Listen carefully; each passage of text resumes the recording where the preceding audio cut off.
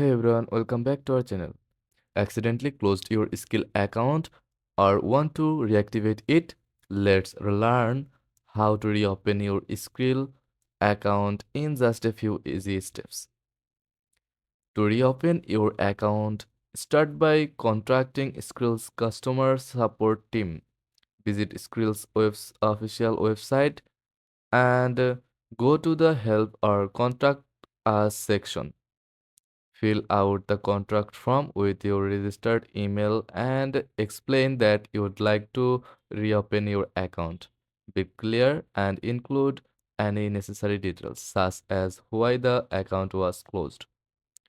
Skrill may ask you to provide identity verification documents like a photo ID or proof of address to confirm your identity and comply with security protocols. Once you have submitted your request and documents, wait for Skrill's support team to review your case.